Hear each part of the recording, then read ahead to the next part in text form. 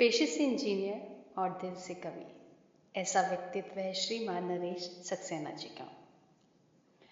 उनका मानना है कि कविता एक ऐसा दस्तावेज है जो अपने समय के अन्याय और क्रूरता को चुनौती देता हो। कविता ऐसी जो पूरे वक्त में काम आए, जो हिंसा को समझ और संवेदना में बदल दे। ऐसी कविता जो हमें बच्चों जैसा सरल और निश्चल बना दे, कौतूहल और प्रेम से भर दे। किंतु क्या ऐसा संभव हो पाता है? लेकिन हमारे जो कवि हैं वो अपनी रचनाओं से इसको संभव बनाने की पूरी कोशिश करते हैं, और उन्हीं की एक कविता है दरवाज़ा। तो प्रस्तुत है दरवाज़ा। दरवाज़ा। किसी ऐसे घर का क्या होना जिसे कोई थपकाता ही ना हो, चार दीवारी पर ही रोक लिए जाते हों आगंतुक शनाख्त के लिए।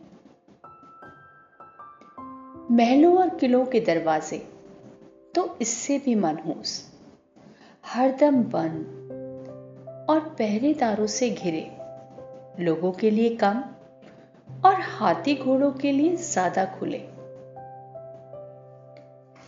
दरवाजा होना तो आकाश का होना या फिर समुद्र का, ठाठे मारता समुद्र किसी कोलंबस के साहस को असंभव यात्राओं के लिए आमंत्रित करता हुआ।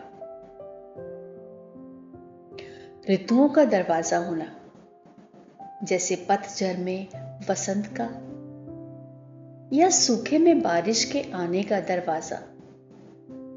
दरवाजा होना तो किसी चट्टान का, ताकि भीतर जाकर सुनी जा सके उसके पत्थर होने की कथा।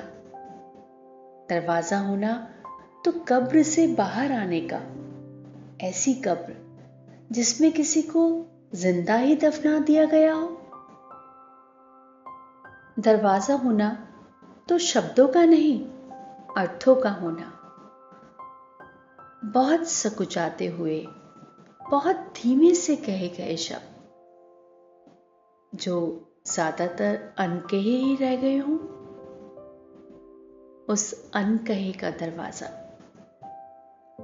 दरवाजा होना तो किसी ऐसे घर का जिस पर पड़ने वाली थपकियों से ही समझ लेते हों घर के लोग कि कौन आया है, परिचित या अपरिचित, और बिना डरे कहते हों हर बार, खुला है चले आइए।